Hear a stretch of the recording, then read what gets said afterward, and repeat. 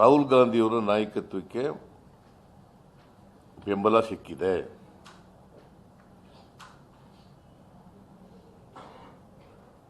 ಅವರು ಮಾಡದಂಥ ಪಾದಯಾತ್ರೆ, ರಥಯಾತ್ರೆ,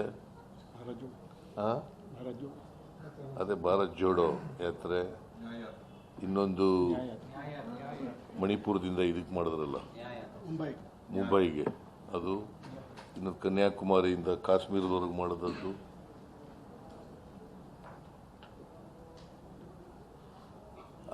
ಹಾಗಾಗಿನೇ ಇಂಡಿಯಾ ಪಾರ್ಟ್ನರ್ಸ್ಗೆ ಜಾಸ್ತಿ ಸ್ಥಾನಗಳು ಬಂದಿರತಕ್ಕಂಥದ್ದು.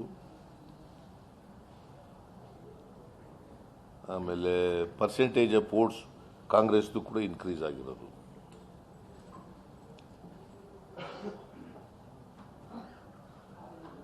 ನಾನು ರಾಜೀವ್ ಗಾಂಧಿ ಅವರಿಗೆ, ರಾಹುಲ್ ಗಾಂಧಿ ಅವರಿಗೆ ವೈಯಕ್ತಿಕವಾಗಿ ಅಭಿನಂದನೆಗಳನ್ನು ಹೇಳಲಿಕ್ಕೆ ಬಯಸ್ತೇನೆ. ಯಾಕಂದರೆ ಎರಡೂ ಕಡೆ ಗೆದ್ದಿದ್ದಾರೆ,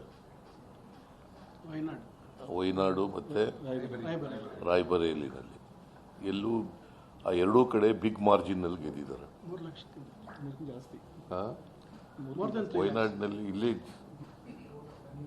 ನನಗೆ ಮರ್ತುಬಿಟ್ಟು ಎಷ್ಟು ಅಂತ ಕೇಳಲಿಲ್ಲ, ಬಟ್ 2 ಲಕ್ಷಕ್ಕಿಂತ ಜಾಸ್ತಿ ಗೆದ್ದಿದ್ದಾರೆ.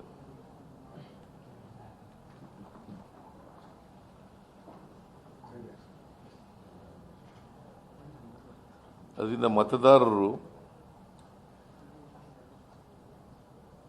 ಯಾಕಂದರೆ ರಾಹುಲ್ ಗಾಂಧಿಯವರು ಭಾಳ ಸ್ಪಷ್ಟವಾಗಿ ಪ್ರಜಾಪ್ರಭುತ್ವ ಉಳಿಸಿ, ಸಂವಿಧಾನ ಉಳಿಸಿ ಅಂತೇಳಿ ಜನರ ಮುಂದೆ ಮನವಿ ಮಾಡ್ತಾ ಇದ್ರು. ಅವರ ಭಾಷಣದಲ್ಲೆಲ್ಲ ಕೂಡ ಸಂವಿಧಾನ ಹಿಡ್ಕೊಂಡೇ ಭಾಷಣ ಮಾಡ್ತಿದ್ರು. ಸಂವಿಧಾನದ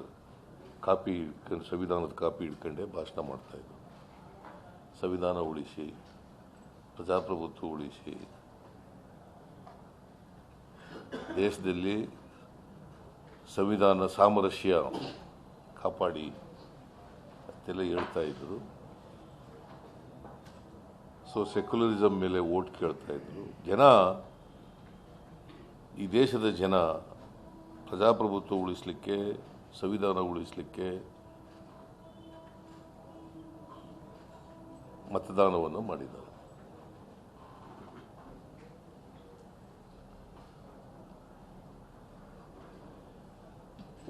So in the interest of the nation, in the interest of the people, ಜನರು ಒಳ್ಳೆ ತೀರ್ಮಾನ ತಗೊಂಡಿದ್ದಾರೆ. ಅವರಿಗೆ ಮತ್ತೊಮ್ಮೆ ಧನ್ಯವಾದಗಳನ್ನು ಹೇಳಲಿಕ್ಕೆ ಬಯಸ್ತಾ ಇದ್ದಾರೆ.